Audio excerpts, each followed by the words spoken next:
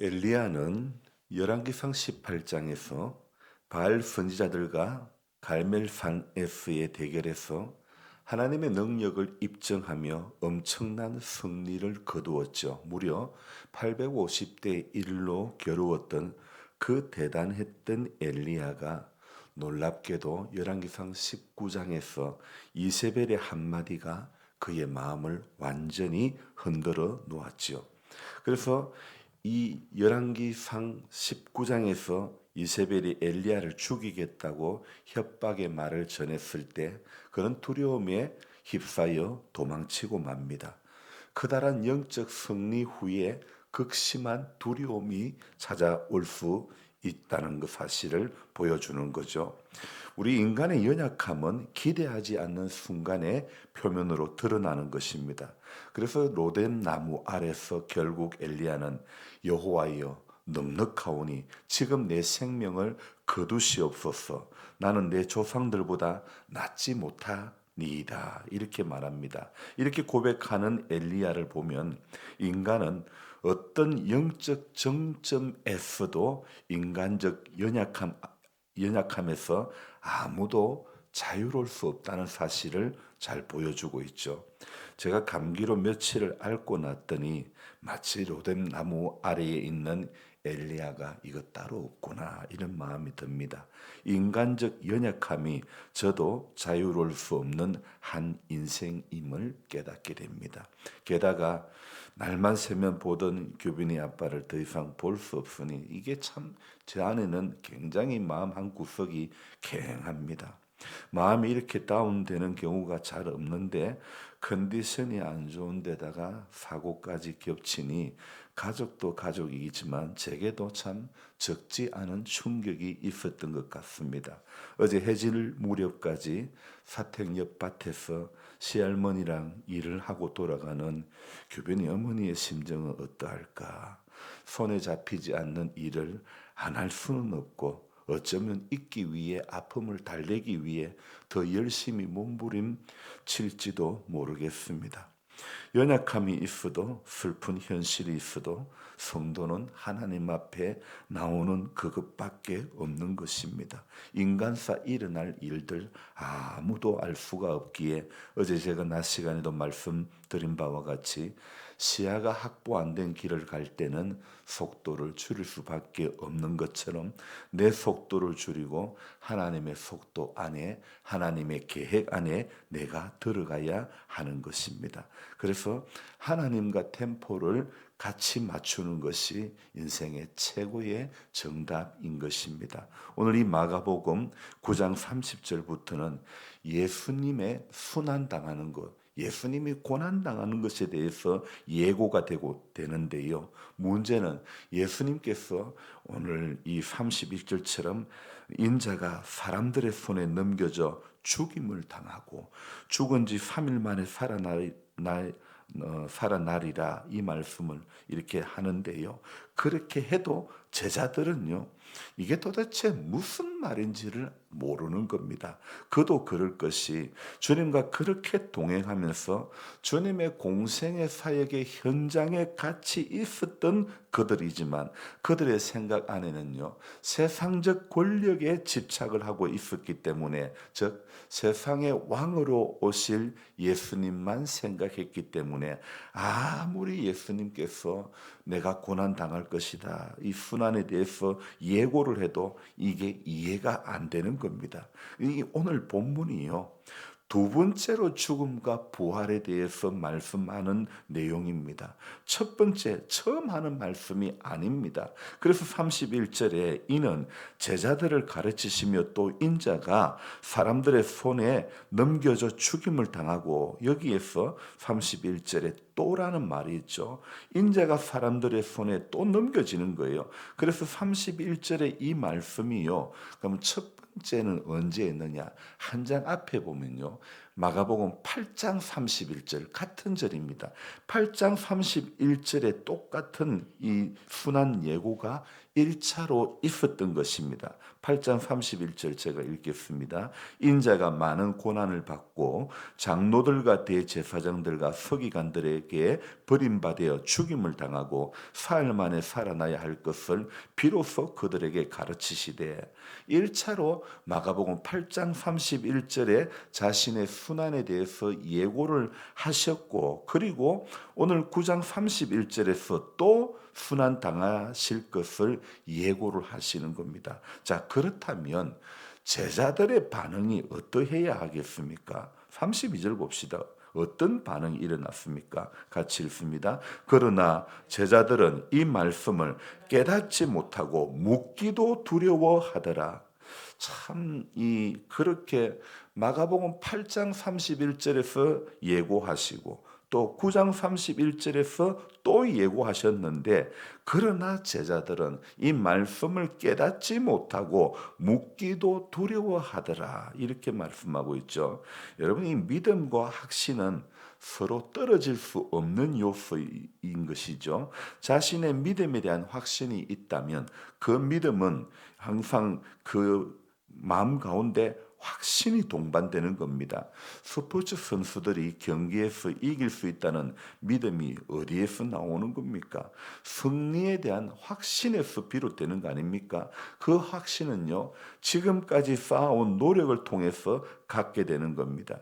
믿음의 확신 또한 삶의 경험에서 비롯되는 거죠. 스포츠 선수들이 열심히 노력한 경험을 바탕으로 경리에서 승리할 것이란 믿음의 확신을 갖는 것처럼 말입니다.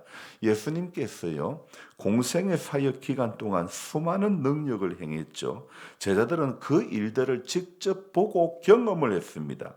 예수님으로부터 말씀의 가르침을 직접 받았던 사람들이었죠. 근데 그럼에도 불구하고 그들은 믿음 없는 모습을 보일 때가 많습니다. 특히 예수님께서 자신의 죽으심과 부활하심에 대해서 알리셨을 때 그 사실을 깨닫지 못하는 모습을 보여주고 있지요. 말씀을 깨닫지도 못하고 묻기도 두려워하더라. 예수님의 십자가 사건은요, 하나님의 구속의 사역, 구속 사역을 성취하시는 일 아닙니까? 하나님의 구속의 역사 중 가장 중요하고 위대한 은혜의 사건이 바로 십자가 사건 아닙니까? 예수님께서는 이 사실을 직접 제자들에게 알리셨습니다. 하지만 제자들은 예수님의 말씀을 바르게 깨닫지 못합니다. 베드로는 예수님께서 이렇게 순환에 대한 말씀을 하셨을 때 내가 예수님을 죽도록 그냥 내버려 주지 않을 것이라는 그런 어처구니 없는 말을 내뱉지 않았습니까? 참 어리석은 모습이죠. 지금 예수님께서는 죽음과 부활에 대해서 첫 번째가 아닌 두 번째로 지금 전하십니다. 그러나 여전히 제자들은 그 진리를 바르게 깨닫지 못하는 거죠. 오히려 예수님께서 죽으실 것이라는 말에 두려워하고 있는 것입니다. 이것은요, 믿음의 확신이 없는 모습을 보여주는 것이죠. 예수님께서 이 땅에 오신 목적을 바로 깨닫지 못한 제자들이었죠. 모두가 예수님과 함께 누리는 영광에 심취해 있을 뿐이라는 겁니다. 예수님을 향한 믿음의 확신은요, 말씀을 통해서 가지게 되는 거지요. 성령께서 말씀을 통해서 하나님의 뜻을 바르게 분별하여 깨닫게 해주셔서 예수님을 온전히 믿고 신뢰하게 하시는데요. 그래서 오늘 새벽에도요, 인간적인 약함은 있지만 그래도 살 길은, 그래도 회복의 길은, 뜨거운 길은 말씀 앞에 끊임없이 나오는 그것밖에 없는 것입니다. 성도가 하나님을 아는 길은요, 바로 말씀을 통해서 하나님을 알아가게 되는 것이기 때문이죠. 자, 지금 두 번째 순환 예고를 하셨죠. 그런데 제자들은 여전히 말씀을 듣고도 깨닫지도 못하고 묻기도 두려워하면서 결국에는 세상적 권력에만 관심을 두고 있는 겁니다. 그래서 이런 제자들의 모습을 보시고 주님께서 하시는 말씀이 어떤 말씀입니까? 누가 세상에서 큰 자인지. 자, 이 가버나움에 이르러 33절 봅니다. 가버나움에 이르러 집에 계실 때 제자들이 물으시는 게 뭡니까? 너희가 길에서 서로 토론한 것이 무엇이냐? 34절 그들이 잠잠하니 이는 길에서 누가 크냐 서로 쟁론했다. 누가 큰지 싸웠다. 이 말 아닙니까? 말싸움했다. 이거 아닙니까? 자, 이 질문 누가 큰지 서로 다투는 겁니다. 이 다툼에서 주님은 어떤 결론을 내립니까? 35절을 읽습니다. 예수께서 앉으사 12제자를 불러서 이르시되 누구든지 첫째가 되고자 하면 무사람의 끝이 되며 무사람을 섬기는 자가 되어야 하리라 하시고. 자, 그러니까 누구든지 첫째가 되고자 하면 무사람의 끝이 되며 무사람을 섬기는 자가 되어야 하리라. 이 말씀을 하시는 겁니다. 자, 이 말씀은요. 겸손과 섬김이라는 것입니다. 자, 이 겸손과 섬김이 하나님 나라의 원리, 두 가지 원리인 것입니다. 예수님께서는요, 섬기는 자로 이 땅에 오셨습니다. 그래서 오셔서 하신 일이 무엇입니까? 병을 고쳐주시고, 가난한 자들을 위해서 복음을 전파하셨고, 자신의 생명을 우리를 위해서 이렇게 던지셨죠. 십자가에 내던지셨죠. 그러므로 우리 역시 우리 자신의 필요를 앞세우기보다 남의 필요를 먼저 생각하는 마음이 있어야 하는 것입니다. 주님의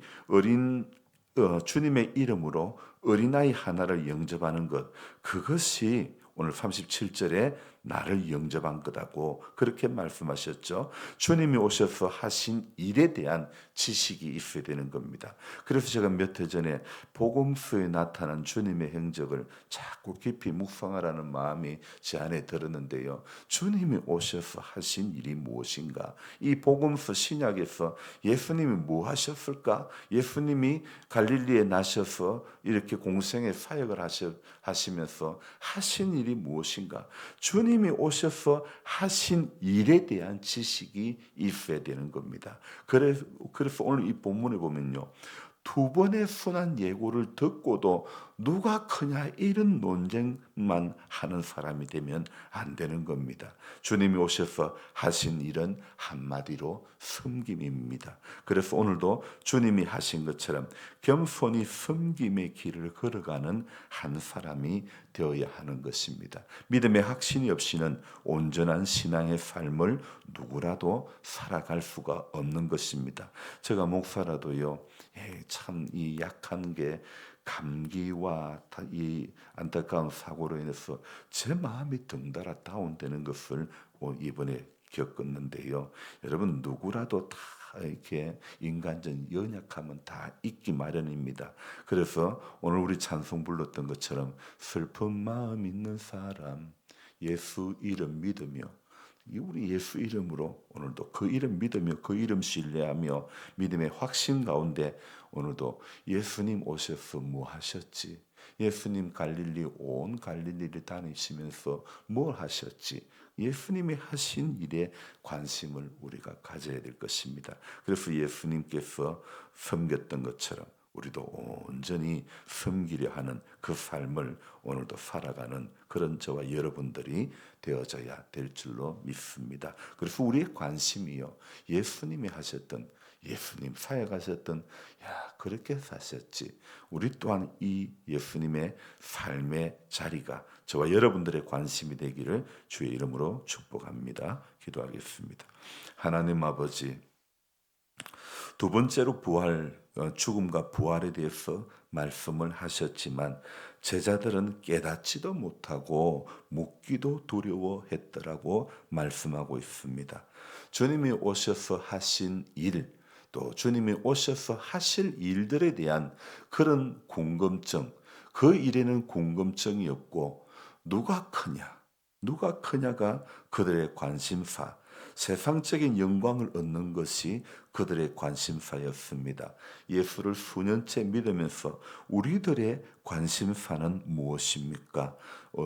또 이 본문에 나오는 제자들처럼 깨닫지도 못하고 묻기도 두려워하고 주님이 하실 일에 대해서는 관심 없고 내가 하고 싶은 것에 대한 그것에만 관심이 가득한 모습은 아닌지, 주님이 오셔서 하신 일은 섬기는 일이었습니다. 겸손히 섬기는 그 귀한 일들, 병자를 고쳐주시고 가난한 자에게 복음을 전가하시며 온갖 눌린 자, 상한 자, 상처받은 자, 주님은 또 귀신 들린 자, 온갖 각종 질병에 걸린 사람들을 다 고쳐주시고 치유해주시고 가르쳐주시고 회복시켜주신 그 일들을 감당하신 것을 우리는 기억합니다. 그래서 주님의 그 섬김의 그 기분에 아버지 하나님, 우리의 모습 또한, 우리의 삶의 자리 또한 주님의 그 섬김과 그 겸손을 조금씩 더 닮아갈 수 있는 은혜가 있게 해 주시옵소서. 제자들처럼 다시 아버지 하나님, 두 분의 죽음과 부활, 이 말씀을 듣고도 깨닫지 못한 어리석음의 길을 걸어가지 않도록 오늘도 말씀 가운데 확신하게 해주시고 주님 만난 그 기쁨이, 그 흔적이 우리 가운데 오롯이 남아있을 수 있도록 도와주옵소서. 이번 한 주간도 삶의 자리가 아버지 하나님, 하나님과 늘 동행하는, 앞서거나 기도보다도 말씀보다도 앞서지 말게 해주시고 인간이 아무리 재주가 많아도 하나님 앞에 기도하는 것이 최고의 길, 최선의 길임을 알게 해주시고 하나님 앞에 묵묵히 주님과 템포를 잘 맞춰 걸어갈 수 있는 우리 모두가 되도록 도와주옵소서. 몸된 교회가 늘 기도하는 교회가 되게 해주시고 하나님의 은혜를 구하고 늘 하나님 앞에 손을 모으고 말씀 앞에 집중하며 그렇게 은혜로 살아가는 복된 성도가 되게 해 주옵소서. 감사를 드리며 예수님의 이름으로 기도드리옵나이다. 아멘. 간절한 마음으로 주여 부르고 기도합니다. 주여, 주여, 주여.